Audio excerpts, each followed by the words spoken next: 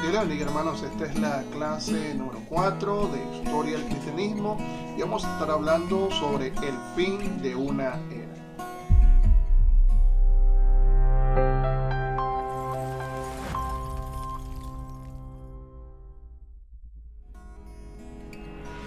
El segundo periodo de la historia eclesiástica, que va del año 100 al año 325, se encierra con la reunión del primer concilio universal. La ocasión para este concilio fue una contienda doctrinal sobre la persona de Cristo. El fin de este periodo tan crucial ofrece una oportunidad de examinar el cristianismo del año 325 y compararlo con la clase de cristianismo del Nuevo Testamento. El Nuevo Testamento enseña que la salvación viene por medio solamente de la fe en el Señor Jesucristo. Nada se requiere para la salvación, declaraba Pablo, sino la obra regeneradora del Espíritu Santo que viene cuando una persona confiesa al Señor Jesucristo como su Señor y cree en la resurrección del Señor Jesucristo de entre los muertos. La fe salvadora es una experiencia inmediata con Cristo y todos los hombres son capaces de venir directamente a Cristo.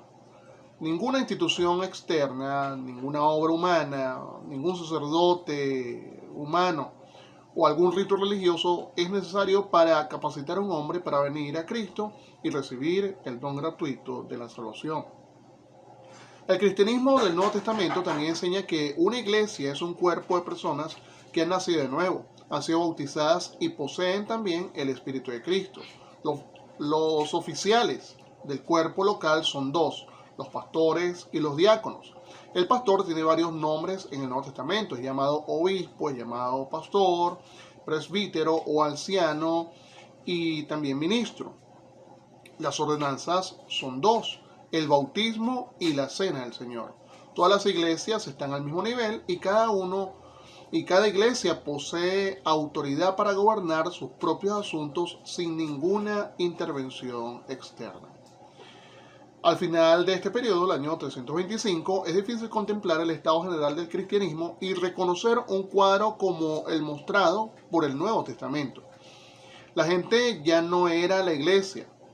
Ahora, el pastor u obispo, habiendo recibido un nuevo oficio, es considerado el constituyente de la iglesia. La palabra iglesia había venido a significar un cuerpo, no un cuerpo local o institución local, sino la totalidad de los obispos. Se consideraba que la salvación venía por medio del obispo como custodio de los sacramentos salvadores de la misma iglesia. Se creía que solo él era idóneo para administrar o autorizar el bautismo salvador y para servir la medicina de la inmortalidad, la cena del Señor. Las iglesias y los pastores dejaron de ser iguales bajo Dios y ante los hombres. Se marcaron divisiones territoriales para mostrar los límites de autoridad de varios obispos fuertes. Para el año 325, entonces, muchas iglesias ya habían sido corrompidas.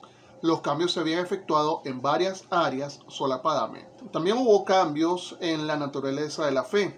Para el año 325 la fe había perdido su carácter personal al depender totalmente de una persona inmediatamente encima de la persona y la obra de Jesucristo. Más bien, aunque Cristo era una parte del sistema, la fe debía ser dirigida a la institución llamada iglesia y la salvación no resultaba del inmediato poder regenerador del Espíritu Santo, sino venía mediante los sacramentos del bautismo y la cena del Señor. Puesto que los sacramentos estaban bajo el control de la iglesia y puesto que la salvación venía mediante ella solamente, se seguía que una persona tenía que unirse a la iglesia para ser salvo. Y esto es exactamente lo que quería decir el obispo Cipriano en el año 250, cuando dijo que ningún hombre podía tener a Dios por padre sin tener a la iglesia por madre. Y por supuesto, como dijimos al principio, esto está totalmente disociado de lo que enseña la Escritura. Pero ya este tipo de corrupción ya lo estamos viendo bien temprano en el año 250. No es extrañar que los que habían negado la fe en tiempo de persecución estuvieran tan extremadamente ansiosos de ser perdonados por la iglesia, porque ellos creían que la salvación fuera de esta institución era imposible. Durante este periodo la fe personal fue eliminada enteramente, de hecho en algunos casos. En los escritos de Ireneo, alrededor del año 200, hay un indicio de que tal vez en su generación los infames eran bautizados para salvarlos. Bajo esta circunstancia, la fe individual se hace innecesaria. Con alguien que actuara como apoderado del infante para aparentar fe, se aplicaba las aguas salvadoras del bautismo, es decir, el padrino venía a ser como un sustituto, como un garante de la fe que el niño finalmente, con el correr del tiempo, tendría. Pero realmente no era fe personal, era una fe prestada. Más aún, hay evidencia de que el primer caso en que se derramó agua sobre la cabeza para bautizar tuvo lugar alrededor de este tiempo. Novaciano, líder del partido eclesiástico estricto en Roma, se enfermó gravemente y se temió que su muerte estuviera próxima. Él nunca había sido bautizado. Dado que no estaba suficientemente fuerte para permitirse el bautismo por inmersión en agua, se decidió derramar cierta cantidad de agua sobre su cuerpo. Se hizo así y esto marcó el principio de un cambio en la forma del bautismo. Muy pronto se desarrolló el rociamiento, porque si el agua es la que salva, un poco puede ser tan efectivo como muchas de ellas. Y también pues era más conveniente para la mente romana.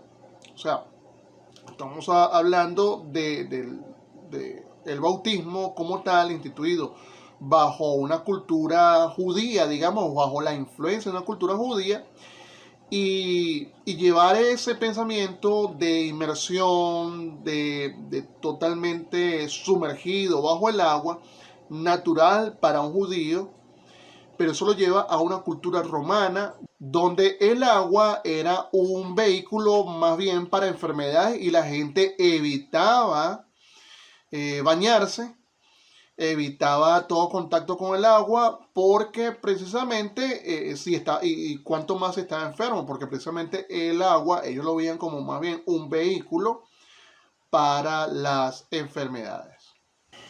Con este concepto de la iglesia y los sacramentos, es evidente que la completa dependencia de Cristo, claramente el único requisito para la salvación del Nuevo Testamento, fue modificado para requerir obediencia a la institución y a la recepción de los sacramentos. De esta manera, la fe sola, sin la iglesia y los sacramentos, no puede salvar. La iglesia y los sacramentos solos, como en el caso del infante, pueden salvar sin fe por parte del individuo. Es decir, lo que es una sustitución de Cristo por la iglesia. Y así entonces, en vez de ser Cristo el medio de salvación directo, esta serie de dogmas y doctrinas empezaron a engañar a la gente, de tal manera que las personas creían que era necesaria la dependencia de la iglesia para su salvación. También hubo un cambio en la naturaleza de la iglesia. El sacramentalismo hizo una gran diferencia en el concepto de la iglesia. En el periodo del Nuevo Testamento, la iglesia consistía de la gente de un cuerpo local. Los líderes estaban al mismo nivel que la gente, pero servían porque habían recibido dones especiales del Espíritu. Las ordenanzas no eran mágicas, sino simbólicas. Ahora, sin embargo, el concepto había cambiado completamente, especialmente la igualdad original entre los varios pastores, obispos o presbíteros que servían a una iglesia empezó a desaparecer.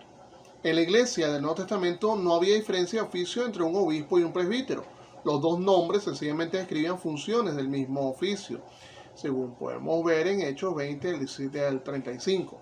Sin embargo, muy pronto, en el segundo siglo, empezó a hacerse común que uno de los ministros asumiera la dirección, algunas veces por causa de una erudición inusitada, por una personalidad fuerte o porque era la persona más madura. Tan pronto como el año 150, uno de los escritores habla de un presidente de los ministros en una sola iglesia. Hay varias razones para que tal oficio se desarrollara tan rápidamente. Los obispos o presbíteros primitivos se dedicaban a trabajo secular para vivir y cumplían los deberes de su oficio en la iglesia cuando no trabajaban. Conforme los cristianos crecieron en número y en capacidad económica, se pidió a un hombre, el más capacitado, que renunciara a su trabajo secular y diera todo su tiempo a la obra religiosa. Su tarea llegó a ser supervisar la obra de la comunidad cristiana. Él recibió el título de obispo en un sentido especial y finalmente reclamó el nombre como una dignidad única. Los otros ministros eran llamados ahora presbíteros, para distinguirlos del ministro supervisor, que era precisamente el obispo. O sea, la palabra obispo viene de episcopas. Y ellos tomaron esta acepción como aquel que supervisa no solamente la congregación, sino inclusive también los presbíteros, que ya ahora era otro grado, que era alguna especie de liderazgo dentro de la iglesia, pero que aún tenía ciertos oficios seculares. Temprano, en el segundo siglo, las iglesias de Antioquía en Asia habían mejorado a tal líder hasta ponerlo sobre todos los presbíteros, aunque esto no se había manifestado todavía en Roma, en Filipo o en Corinto. Otro factor que trajo autoridad y prestigio al nuevo oficial, conocido solamente ahora como obispo, fue el desarrollo de concilios locales para consejo y discusión. Los líderes de varias iglesias en un área geográfica actuaban como voceros de su iglesia. Era el que informaba a la congregación respecto a la acción unida de todos los cristianos al combatir la herejía, al ejercer la disciplina y en otros asuntos de acción común. Al final del segundo siglo, hablando en lo general, el oficio de obispo había llegado a ser un tercer oficio eclesiástico. Esto significaba que en cada iglesia local o diócesis había 3 grados de ministro, un obispo para sobrever todo y ejercer autoridad total, muchos presbíteros y muchos diáconos. El oficio de obispo pronto creció más allá de los confines de una sola congregación. Cuando los cristianos eran poco comparativamente con respecto al resto de la población, una iglesia podía ministrar una ciudad entera. Cuando se organizaron nuevas congregaciones en diferentes secciones de ciudades donde ya había un obispo sirviendo, ocurrió una desviación significativa del concepto del Nuevo Testamento. El plan del Nuevo Testamento requería que cada congregación tuviera su propio liderazgo y fuera independiente de cualquier autoridad de otra congregación. O sea, iglesia independiente, pastores independientes unos de otros, aun cuando tengan nexos, pero son 2 congregaciones totalmente diferentes. Es lo que plantea el Nuevo Testamento. Lo que realmente ocurrió fue que en esas ciudades los obispos que ya estaban en servicio eran bastante influyentes para extender su jurisdicción hasta las nuevas congregaciones. Fueron ordenados nuevos presbíteros para proveer obreros para la nueva congregación, todo ahora bajo la autoridad del obispo de esa ciudad. En Roma, por ejemplo, al final del tercer siglo, había 40 congregaciones. Cada congregación o parroquia tenía su propio presbítero, como llegó a ser conocido, o luego más adelante sacerdote. Y sobre toda la ciudad había un solo oficial administrador que llevaba el título de obispo. Los obispos de las ciudades influyentes pronto extendieron su autoridad en este aspecto para incluir las aldeas que circundaban las grandes ciudades. Aunque sin embargo hay escritos posteriores que identifican al obispo con una congregación local, para el siglo IV la separación del oficio del obispo del presbítero y el desarrollo de una autoridad territorial sobre una gran área era algo normal. Los obispos más fuertes, los que asumían títulos adicionales tales como arzobispo, obispo gobernante o patriarca, que es un padre gobernante o inclusive papa, presidían en grandes concilios a los que asistían, obispos y presbíteros de territorios adyacentes, y empezaron a esperar a extender su jurisdicción aún más allá de lo que ya tenían. El alcance de tal desarrollo puede verse en el sexto canon del primer concilio universal de Nicea en el año 325, que decía que, de acuerdo con la costumbre, el obispo de Alejandría ejercería autoridad sobre Egipto, Alejandría y Pentápolis, lugares allí al norte de África, en Egipto. El obispo de Antioquía tendría autoridad similar en el área adyacente a su ciudad, y el obispo de Roma ejercería una influencia dominante sobre el territorio alrededor de su ciudad. La influencia del obispo creció en otra dirección también. La iglesia era concebida ahora como una institución salvadora porque poseía los sacramentos salvadores del bautismo y de la cena del Señor. Pero, ¿quién dentro de la iglesia gobernaba estos sacramentos? El que los gobernaba entonces era el obispo. La idea de que solo el obispo podía autorizar o administrar los sacramentos se hizo corriente. De esta manera, el obispo personalmente poseía el poder esencial de la iglesia. Tal pensamiento fue fomentado grandemente durante las persecuciones y los movimientos heréticos. El obispo había sido metido en la posición de incorporar la fe cristiana. Los cristianos más fuertes habían sido colocados en ese oficio.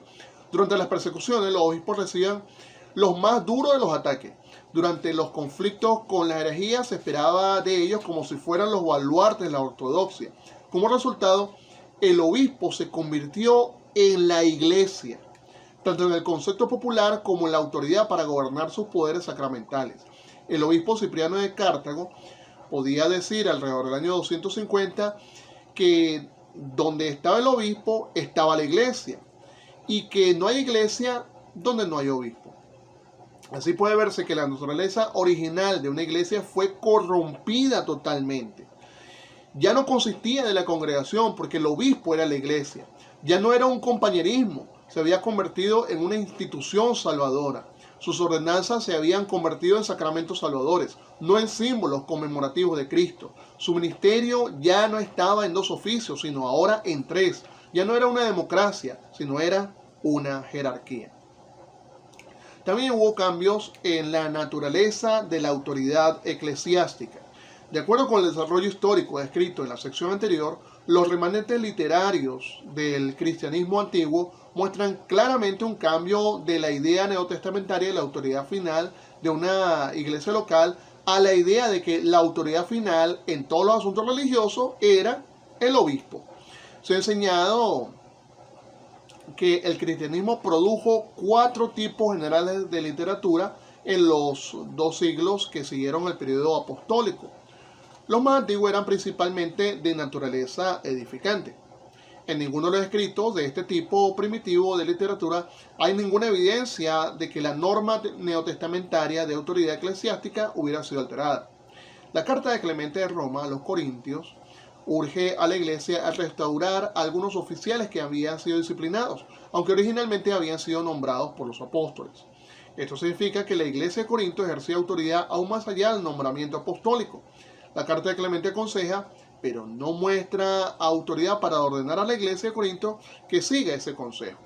Los escritos de Ignacio, alrededor del año 115, dan gran énfasis en la necesidad de obedecer al pastor y a los diáconos y son totalmente ascéticos.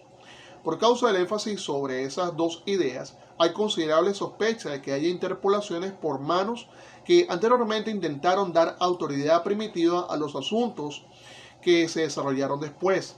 Sin embargo, en este periodo primitivo, el obispo era simplemente uno de los pastores de un cuerpo local. Aunque posteriores a los escritos de Ignacio, la epístola de Policarpo y del pastor de Hermas no revelan ningún desenvolvimiento episcopal todavía. El segundo tipo de literatura era de naturaleza apologética. Su principal propósito era defender el cristianismo contra acusaciones tales como ateísmo, libertinaje, canibalismo, dirigidos contra el cristianismo por los paganos. En la discusión doctrinal de esta literatura, la base de autoridad eran las escrituras mismas, principalmente el Antiguo Testamento. No había ninguna apelación a la autoridad episcopal. No se hablaba de esta autoridad episcopal en absoluto. El tercer tipo de literatura era las de tipo polémico y se le llamaba así.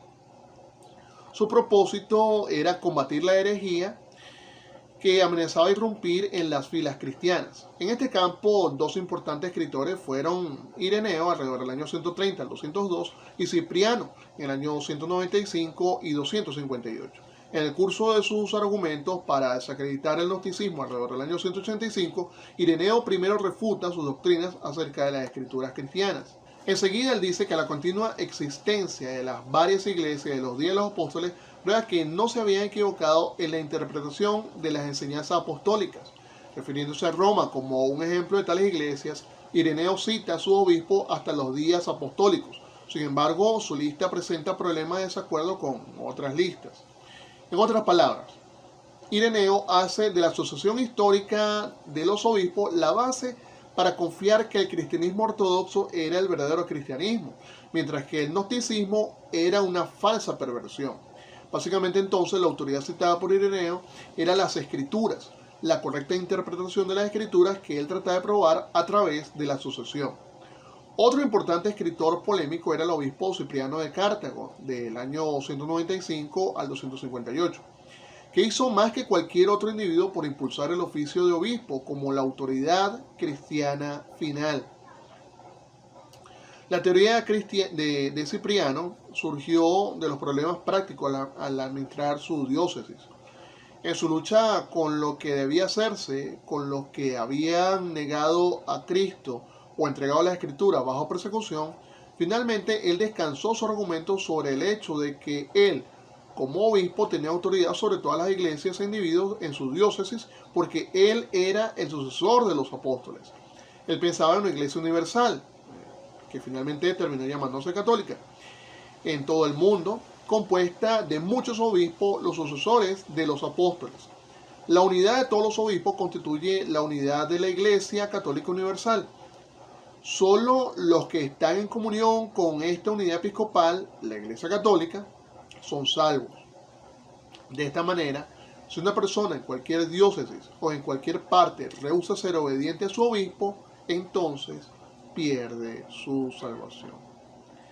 La paradoja interesante acerca de Cipriano es que, aunque él pensaba firmemente que todos los obispos son de igual rango, y de hecho lo practicó al pelear con los obispos de Roma y decirles que dejara de entremeterse en su diócesis, llamaba a la iglesia romana madre y raíz de la iglesia católica. Cuando el obispo romano intentó instruir a Cipriano sobre la validez del bautismo herético y ejercer cualquier autoridad que estuviera involucrada en el título que Cipriano le había aplicado a la Iglesia Católica, Cipriano negó vigorosamente el derecho de cualquier obispo, aún del obispo romano, de ejercer jurisdicción en la diócesis de otro obispo. Claro, era a conveniencia, pero ya vemos que muy pronto se están introduciendo herejías en las iglesias, y particularmente desde la nueva función de este obispo, de este personaje principal que se estaba erigiendo entre todas las iglesias. Fue Cipriano entonces el que corrompió la norma de autoridad del Nuevo Testamento. En vez de la iglesia local, el obispo territorial se convirtió en la palabra final de autoridad. La Iglesia Universal, católica, descansaba sobre la sola soberanía de los obispos como sucesores de los apóstoles. Las iglesias locales perdieron todo vestigio de autoridad.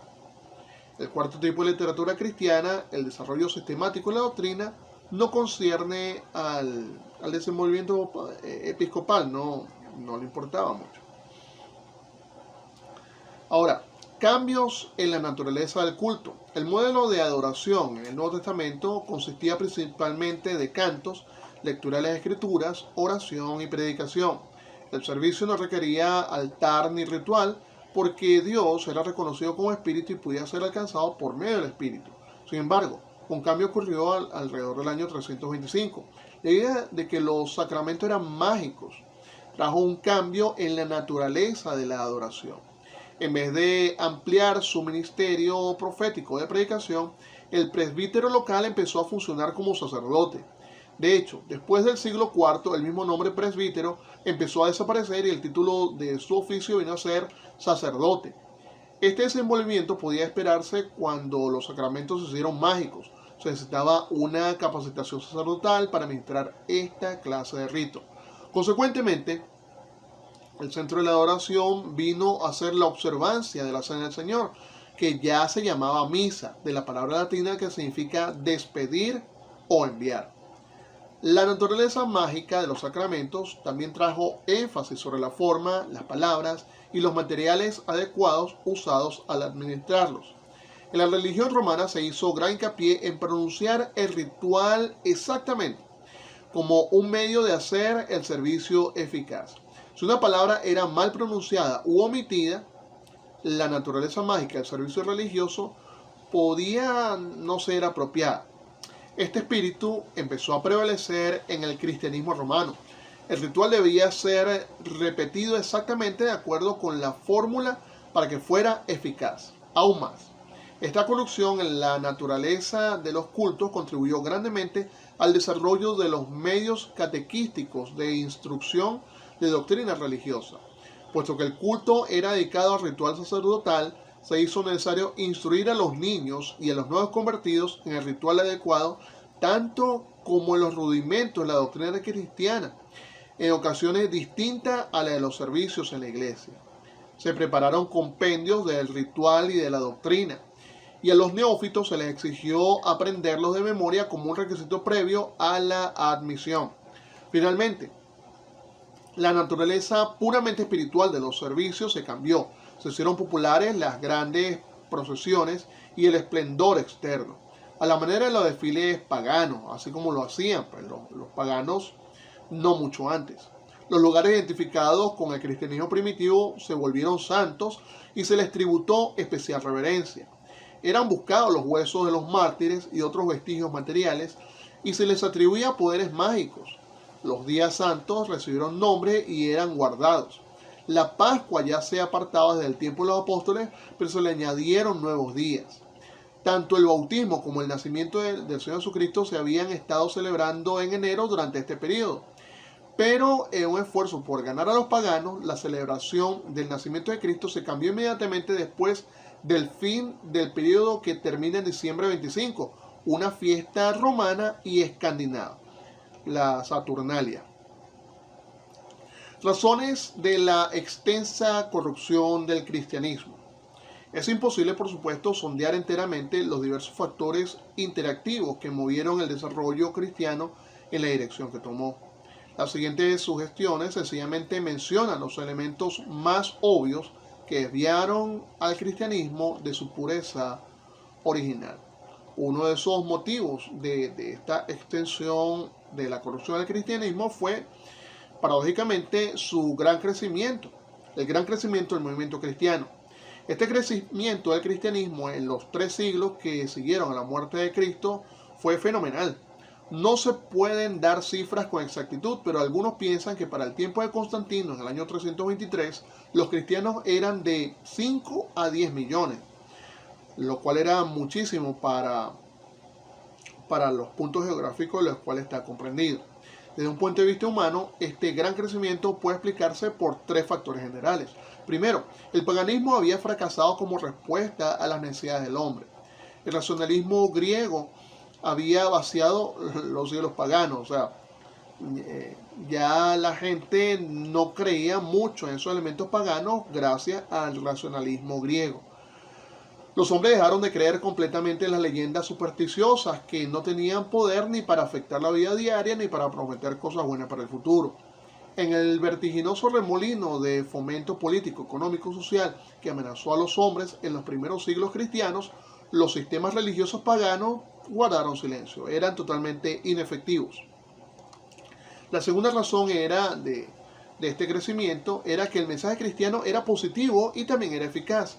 El contenido de las enseñanzas de Cristo atraía a los corazones hambrientos de los hombres en todas partes. Los paganos podían ver lo que el cristianismo significaba al observar la vida de los cristianos. El amor era el tema de sus vidas. Cuando tenían que morir en los diversos periodos de severa persecución, los cristianos respondían con fe y con valor. Los paganos solo podían explicar tal espíritu en términos del poder de Dios. Finalmente, el celo de los cristianos por testificar de Cristo era arrollador. Al contrario de los paganos, los cristianos insistían que todas las religiones no eran de igual valor. O sea, se acepta a Cristo como Salvador o se pierde la persona, y es así. Era, y lo sigue siendo, la convicción del cristiano. Cada cristiano era un misionero, cada calle un púlpito, cada persona un candidato a ser salvo. Había un sentimiento de urgencia en el testimonio cristiano. Conscientes del mandato de Cristo de velar y orar y actuar, los cristianos trabajaban con el sentimiento de que el Señor regresaría en cualquier momento. Como consecuencia, ellos rogaban con fervor y con convicción personal. El notable crecimiento entonces que siguió fue uno de los factores que ayudaron, sin embargo, a corromper la pureza original del movimiento cristiano. Incuestionablemente promovió el desarrollo del poder del obispo, es decir, mayor gente creía y ese obispo tenía en consecuencia más gente y con más gente tenía más poder. Su prestigio se acrecentó cuando un gran número de convertidos hicieron del cristianismo la religión de la mayoría de la gente en muchas áreas. Estos convertidos no fueron sacados todos de las clases bajas. La educación, la riqueza y el gobierno civil pronto fueron alistados en la causa cristiana, trayendo al obispo nuevas armas poderosas y nuevos amigos influyentes. El crecimiento también aumentó el peligro del sacramentalismo. Un gran número de paganos se congregaron a las puertas de la iglesia cristiana y fueron admitidos mediante el uso de los sacramentos mágicos. Grandes masas de paganos sin regenerar fueron introducidos a la iglesia de esta forma. Y aquí donde está el medio del asunto. O sea, no tanto es pernicioso el crecimiento del cristianismo como tal, sino la clase cristiana que estaban entrando a la iglesia, que muchos no eran salvos, se creían cristianos, pero y de hecho se identificaban como tales, pero en el fondo no eran salvos. Y entonces una gran horda de gente iba en masa a estas iglesias bajo el poder de este obispo local, dándole también mayor influencia a él, pero esta gente no era regenerada, no era salva, y bueno, en consecuencia hacía un gran daño a lo que era conocido como cristianismo. Los cristianos precavidos vean inquietos cómo estos paganos introducían ideas de fondo en su preparación religiosa primitiva. Con otros factores, esta situación llevó al monasticismo, al huir los cristianos de las iglesias paganizadas para encontrar pureza y espiritualidad en las cuevas del desierto. Finalmente, el influjo de los grandes números en las iglesias cristianas promovió el desarrollo institucional del cristianismo. Los niños y los paganos no iniciados requerían extensas instrucciones en ritual y doctrina. El rociamiento de agua sobre ellos no podía traer un nuevo corazón, por supuesto. Se esperaba que la amplia instrucción los hiciera buenos cristianos. Así se le daba una instrucción, el catecismo, para que ellos entonces adoptaran esta nueva religión, pero realmente eso no marcaba ningún cambio sustancial en sus corazones.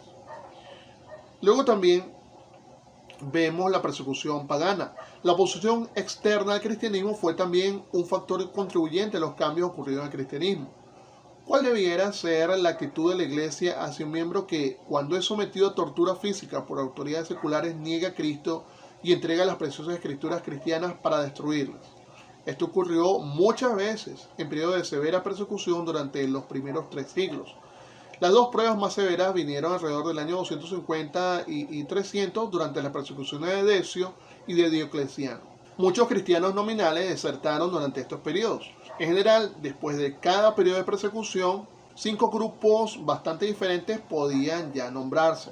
Había, número 1, los mártires, los que habían rehusado poner nada de incienso sobre el altar del emperador romano y negar a Cristo, y que pues por esa causa eran matados. O sea, ellos, para negar a Cristo, no necesariamente era de labios, sino que nada más lo único que tenían es que agregar incienso a un altar donde estaban los dioses o donde estaba el emperador, y entonces así ofrecer incienso a ellos. Bueno, puedes mantener tu Dios, pero también tienes que adorar a estos dioses.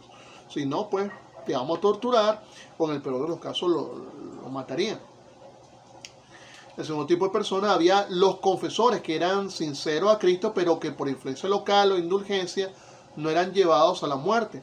Algunas veces eran cegados o mutilados. Estas personas pues sí sufrían por creer en Cristo y no los mataban.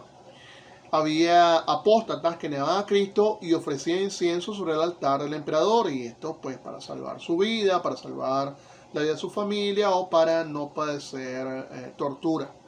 Había los falsificadores, que por cohecho o por compromiso pasivo recibían certificado de los oficiales imperiales declarando que ellos habían ofrecido incienso pagano y habían renegado de Cristo, aunque este no era realmente el hecho, era como doble agente. Y había los infieles, que habían entregado la verdadera escritura a los oficiales. Ya de plano ellos se habían entregado totalmente hacia el paganismo. Los líderes primitivos estaban divididos sobre cómo tratar a los apóstatas, los falsificadores y los infieles. Algunos como Montano, Novaciano y Donato querían excluirlos para siempre de la iglesia. Otros como Cecilio y Calixto querían dejarlos regresar a la iglesia después de evidencias certeras de arrepentimiento. Se sugirió varios planes para aceptar nuevamente a los ofensores. Un sistema les permitía arrodillarse fuera del templo y dar evidencia de aflicción por todo un año. Estos eran llamados plañideros. El siguiente año se les permitía entrar en el templo y escuchar el culto, de aquí que se les llamara oyentes. El siguiente año podían arrodillarse durante el culto hasta la hora de la cena del Señor, cuando debían ya salir. Estos eran llamados los que se arrodillan. Y el cuarto año se les permitía estar en pie durante el culto y eran llamados los parados. Y finalmente eran admitidos a la cena y restaurados en la comunión. Esto nos dice que no eran pocos, número uno, sino que era mucha la gente que cayó en este tipo de situaciones, número uno. Y número dos, el poder que tenía la iglesia y más allá de la iglesia, el obispo sobre la población, sobre los creyentes. Y como ellos veían su relación con el Señor Jesucristo estrictamente mediante la iglesia y pues finalmente también pues mediante el obispo.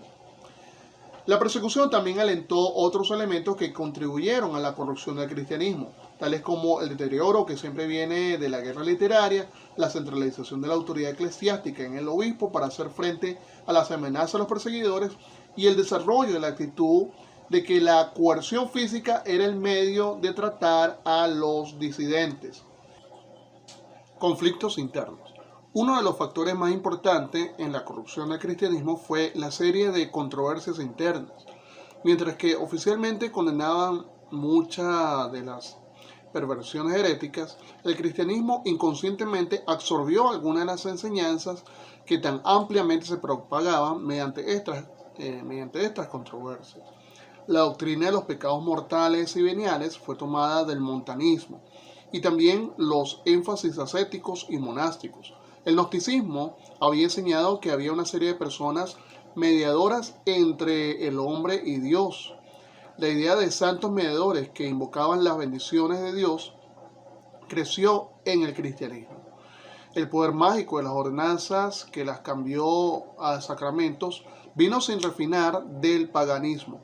Las ideas judías apresuraron el desarrollo del sistema sacerdotal. El gobierno romano secular proveyó un modelo de organización que fue duplicado por la monarquía eclesiástica que se desarrolló en siglos posteriores. La expresión de la verdad cristiana en terminología filosófica era inevitable en el curso de siglos posteriores. La expresión de la verdad cristiana en terminología filosófica era inevitable en el curso de las diversas controversias, pero sirvió para barnizar la espiritualidad con argumentos.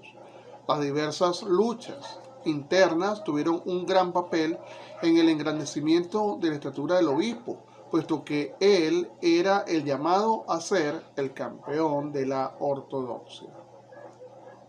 Rivalidad eclesiástica. Debe recordarse que el oficio de obispo había sido separado del de presbítero o sacerdote y había llegado a ser sucesivamente el poder gobernador en una iglesia local, la cabeza eclesiástica de una diócesis.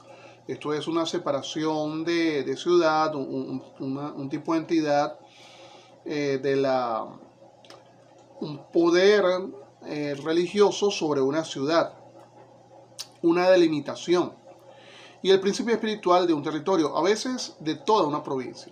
El crecimiento de concilios o sínodos para consejo y ayuda mutua relacionó a los obispos entre sí y alentó la oportunidad de un liderato más amplio para los obispos más dotados. Una de las prácticas comunes durante las controversias era que uno de los partidos se asegura la reacción favorable de uno o más obispos fuertes antes de que estallara el conflicto. Esto aseguraba aliados, pero también acrecentaba el prestigio e influencia de los obispos a quienes se había apelado, porque les daba oportunidad de actuar como jueces. Para el año 325, los obispos más influyentes en el mundo mediterráneo eran los de Roma, Antioquía y Alejandría. Ya estos obispos estaban luchando por elevarse al lugar ocupado por el otro. La rivalidad intensa avivó las llamas de la ambición, a la que normalmente no le faltaba combustible. La recriminación, la condenación y la falsificación ultrajante de documentos oficiales en un esfuerzo por obtener el primer lugar caracterizaron esta lucha entre obispos. ¡Qué contraste con las enseñanzas del Señor Jesucristo! Y es que ya para este entonces, ya para el siglo IV, ya había algunos obispos que poco a poco habían ganado el poder. Gracias a su influencia, ellos habían ganado gran parte de poder en ciertos territorios, no solamente en ciertas iglesias, sino en ciertas regiones. Y ya para esta fecha había más de esto, pero había básicamente 3 obispos importantes, el de Roma, el de Antioquía y el de Alejandría. Y con el devenir del tiempo, el obispo romano se impuso a cada uno de ellos. Ya para el año 325 había tenido lugar grandes cambios en la naturaleza del cristianismo. El crecimiento trajo un nuevo movimiento que no se parecía mucho al cristianismo, excepto en la terminología. Todavía no había iglesia católica romana, porque el obispo de Roma era únicamente uno de varios obispos poderosos. Sin embargo, ya se había tomado ese rumbo. La iglesia se había convertido en una institución salvadora, según ellos, centrada en los obispos. Uno de ellos ya estaba reclamando el primer lugar y estaba trabajando febrilmente por conseguirlo. Y bueno, ya ahí vamos a ir desarrollando cómo este obispo romano y los demás obispos fueron tomando posiciones fuertes y cómo finalmente todo se desenvolvió. Pero bueno, eso es tema para otra clase, ¿verdad? Así que bueno, espero que nos sigamos viendo en las próximas lecciones. Que el Señor les bendiga.